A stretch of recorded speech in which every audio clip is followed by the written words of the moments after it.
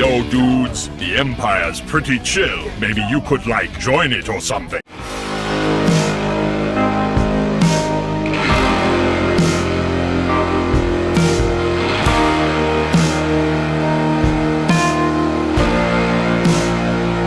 Hey everyone, Lucamus Prime here. So, it's time for another franchise ranking video today, guys. I'm going to be ranking one of my favourite action franchises of all time, one which involves dystopia. And this franchise, guys, is none other than Mad Max. So yeah, now I'm really looking forward to talking about these movies, guys. I've been so excited because this is definitely, in my opinion, a great franchise, and I'm going to be ranking the films from best to weakest, guys. In my opinion, there isn't any bad movies. In my opinion, they just get weaker and weaker, not worse and worse, if you get what I mean. So yeah. So, if you guys don't agree, that's absolutely fine, but please respect my opinion just like I respect yours, because I'm going to be ranking this in my personal opinion. So, let's give a ranking, shall we? So, starting with what is my all-time favourite Mad Max movie ever, that's never going to be topped, and is one of my favourite action films of all time in general. And this movie, guys, is none other than, of course, 2015's Mad Max Fury Road. Yeah, I absolutely adore this film, guys. Like, this is just an absolutely perfect action movie, and just absolutely phenomenal in every way. Directed, of course, by George Miller. So, like, this is just an absolutely incredible movie, and this is also, as well, one of those examples of a late release sequel that in my opinion, is absolutely amazing. Like, because it's just incredible, in my opinion.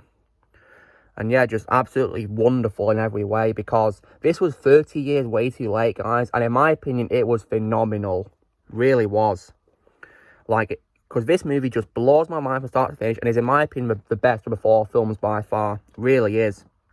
So what's great about it is, so, it has a really incredible cast, guys. So, in this film, the title character called Max Rokitansky is played by Tom Hardy, and he's definitely a really amazing choice for Max, and probably one of his best roles, in my opinion, and he's definitely a very worthy successor to Mel Gibson, you know, the original actor who plays Mad Max, guys, and he plays him so well in this movie, and definitely one of my favourite performances by Tom Hardy, alongside characters like, you know, Venom and Bane, and yeah, really incredible performance, in my opinion.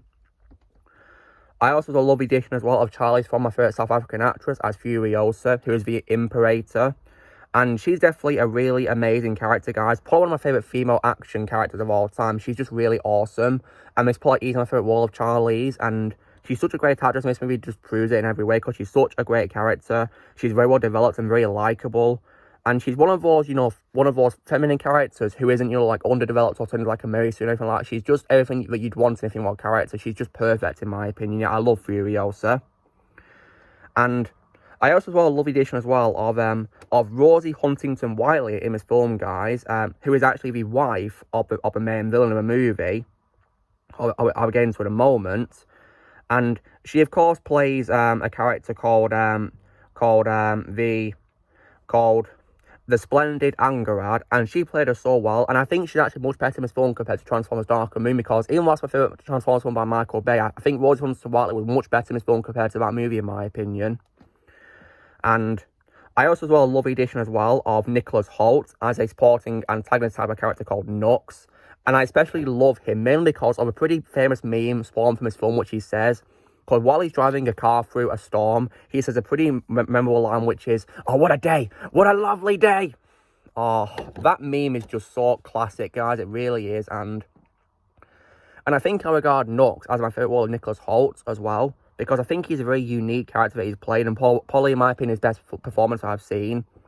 Definitely a really great character, in my opinion, guys. And that meme is just really amazing. And, of course, my Titans, of course, do look for a film, of course, you know, as I have shown, include, you know, this. I think it's like a drink or sort of thing, but it, of course, includes, you know, the Nux badge I'm wearing right now. As you can see, it says Nux on it, as you can see. And, yeah.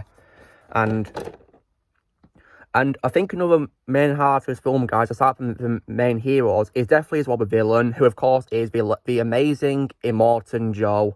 Like, Immortan Joe is such an amazing villain, and, like, in my opinion, the best villain of the whole franchise. Probably, in my opinion, the most interesting and unique of the Mad Max villains. And Hugh Keays-Byrne was a phenomenal choice for him, very intimidating. And, of course, may he rest in peace. It's a shame that he passed away, and this film was, unfortunately, his final film before he died a couple of years ago, so rest in peace, Hugh. But this film was definitely a good way for him to go out, though, because Immortan Joe was such a compelling villain. He's kind of like, shall I say, like a post-apocalyptic version of Darth Vader from Star Wars, a little bit, in my opinion. With similarities to Bane as well from DC. And he's just an absolutely amazing villain, in my opinion. Really is. And he's also been regarded by many critics as one of the best action movie villains of the 2010s. He's definitely one of my favourites of all time in general as well, because he's so memorable and a very intimidating villain. Yeah. Like, definitely one of the best parts of the film, absolutely. Just an incredible villain. I really loved Immortan Joe. And this also would be the first time that Hughes appeared in a Mad Max film, because he, of course, also appeared in the first film as a villain, which I'll be talking about in a moment. And another thing as well with the Grey West movie is, you know, the action scenes are just absolutely sick. They blow my mind, and they're just so amazing to watch. Very intense and impactful, like, goodness me.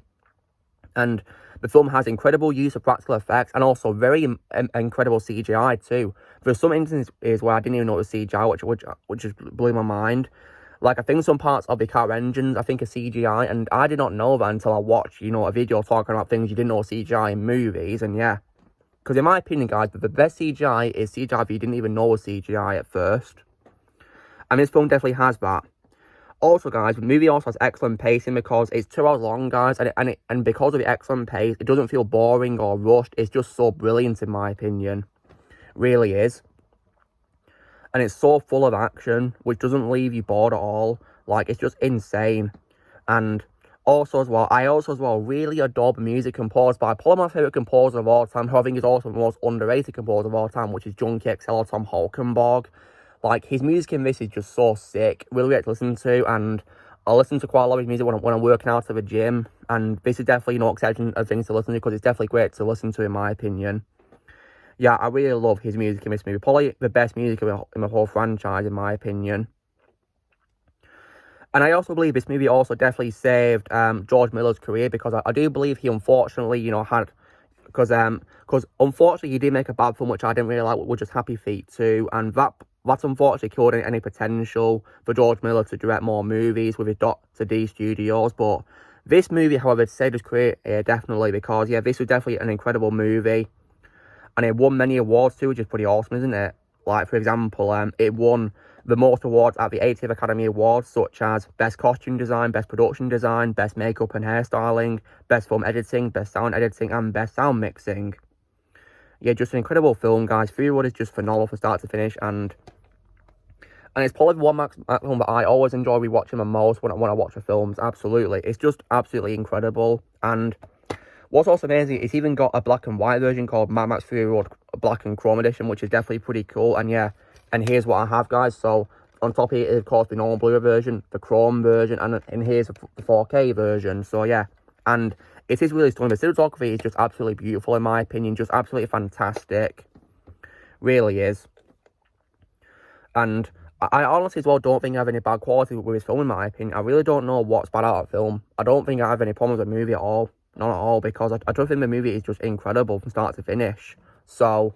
yeah, I really adore Fury Road, guys. Just absolutely incredible film. I could talk about it all day if I could, but, you know, still, I still think it's a great film. And it also has my favourite one, Zoe Kravitz, as well. Yeah, because she's in the film, guys, and I definitely loved her character, you know, Toast for Knowing. I liked her character in this. Very, very great supporting character. And I'm very excited for a prequel called Furiosa. I'm very excited for that movie. So, if I was to rank Fury Road out of 10, guys, I would give it a full-blown 10 out of 10. Yeah, I adore Fury Road. It's one of my favourite films of all time. One of my favourite films of 2015. Probably my second favourite of that year, behind Furious 7. And yeah, so just a mind-blowing, phenomenal film from start to finish. I'd recommend Fury Road if you've not seen it. And what's also great about it is, as well, you know, it also acts as its own standalone film. So you don't need to watch the first 3 films if you don't want to. You can just go to this if you want to first, because it has its own unique story, which ignores the first 3 films. Probably for the right reason, because I'm not really a fan of you know, the one before this, which I'll get to when talking about it. So yeah, so that's Fury Road, guys. So what is my second favourite film in the franchise? I'm going to be going with what is, of course, the second instalment of the franchise, which of course would have to be, you know, Mad Max The Road Warrior, which of course is once again directed by George Miller, and this is the second installment of Mel Gibson's trilogy of Mad Max, and yeah. This is, in my opinion, the best of his trilogy. Really is. Although I may not like the Fury Road, I still think it's a great movie nonetheless. So, what's great about it is that, you know, it has a pretty great cast of actors. So Mel Gibson, of course, plays Max in this trilogy, and he plays him very well, in my opinion. Probably one of his best roles I've seen of him, and probably all my third favourite role of his behind William Wallace in Braveheart and Martin Riggs in Lethal Weapon, and he plays him very well, in my opinion. He also has a pretty good Australian accent too, as well, in this film too. And what's also great about this film is I think it's definitely a huge improvement over the first film. Although the first one is still good, in my opinion. I love how it features, you know, more epic things and way more action sequences, and I love how it took place in a post-apocalypse, and it gave us the whole spirit of what Mad Max is, you know, dystopia. Really great. I did love that. And it's introduced as well the pretty awesome vehicles which are seen in this film and the next films, including Fury Road, of course. And yeah, like, yeah, this film is definitely a great sequel, guys. Really great movie, and yeah, I really enjoyed it. And yeah, what's also great about it, as well as, you know, Mel Gibson, and also Dystopia, is I definitely as well like the addition as well of Bruce Spence in this film, guys. He was really good as his character as well. Really great, in my opinion. And yeah, it was definitely, you know, really great film, in my opinion. I really enjoyed it. And also, music is also well composed by Brian May. Although I do prefer John Cazale's music from Fury Road better, I think Brian May did a very good job composing for this music, yeah. Yeah, Bruce Spence plays the Guy Cat in this movie, yeah. Played him very well, in my opinion. And yeah, it was definitely, you know, a really great sequel, guys. It may not be better than Fury Road. I think my bad qualities could be that maybe there's not very much dialogue in this movie, which is a bit of a shame. You know, sadly, there's not very much talking, sadly.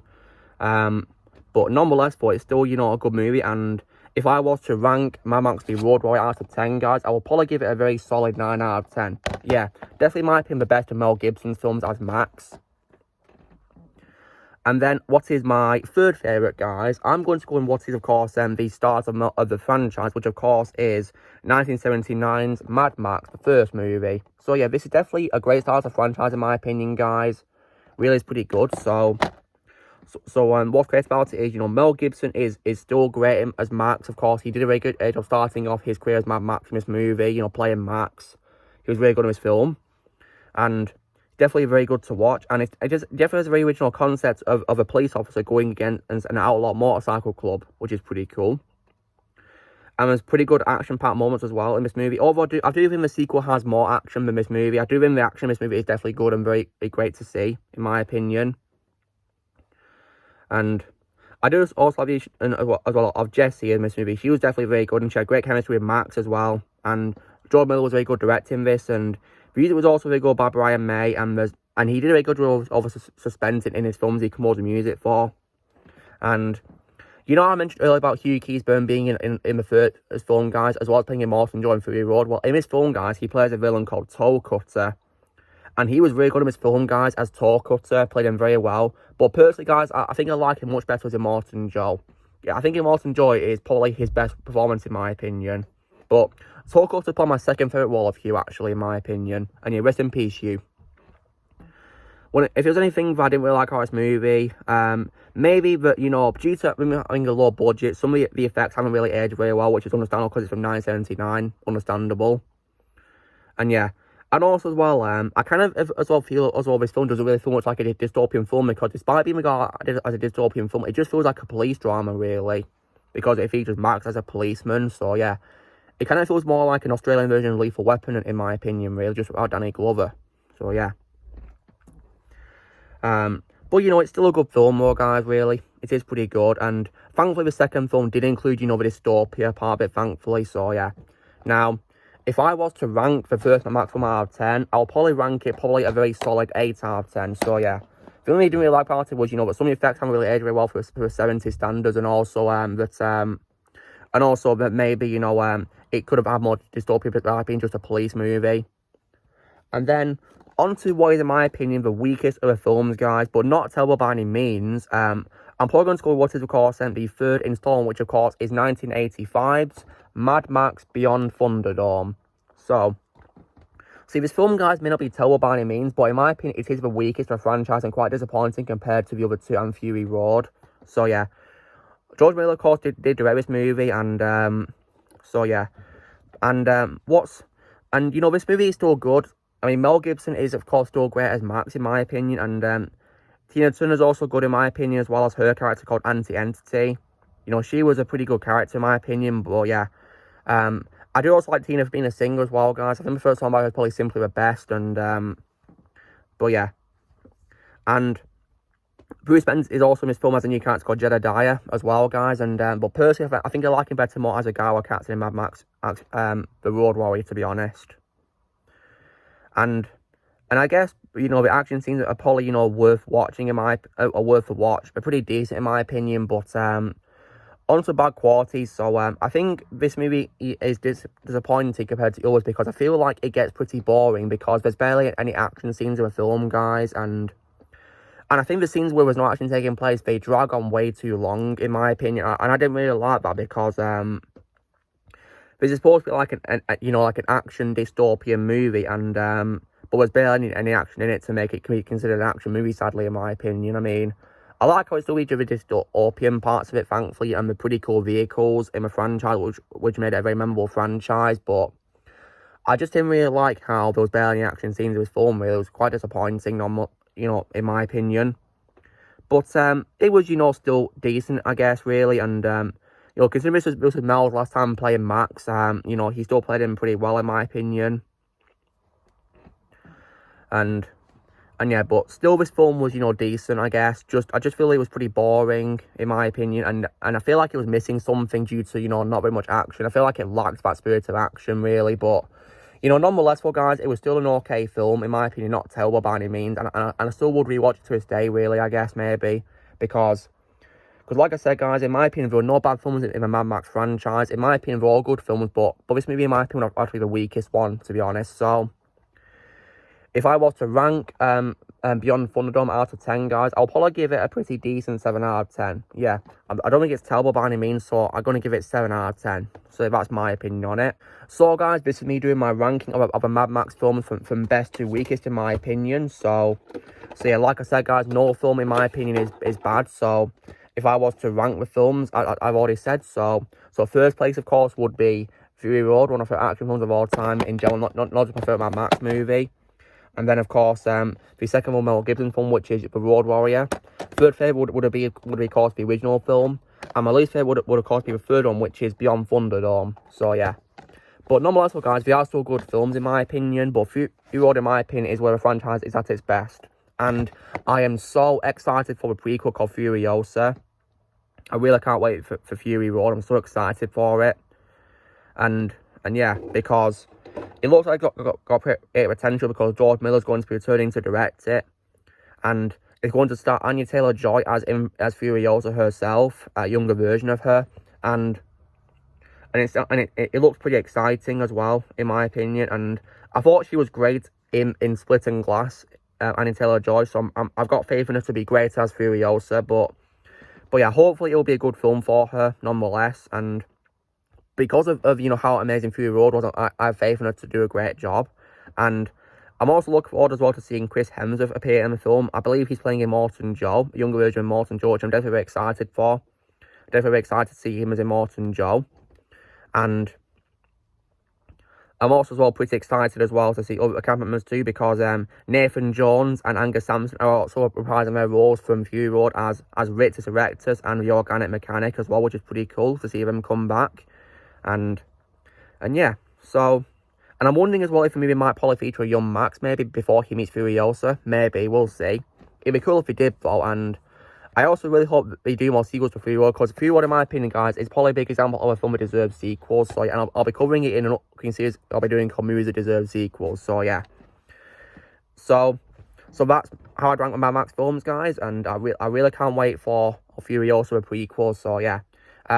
So, guys, this is me doing my ranking of the Mad Max films from best to weakest, in my opinion. So, you know, drill, guys. Be sure to give this video a like. Also, be sure to all comments how you guys would rank the Mad Max movies. I'd love to hear how you guys would rank them. Also, be sure to join Team Prime by pressing subscribe. Movies coming in the future. If you'd like to be a member, you can join with your piece of lads, or you can leave a description. And what a lovely day.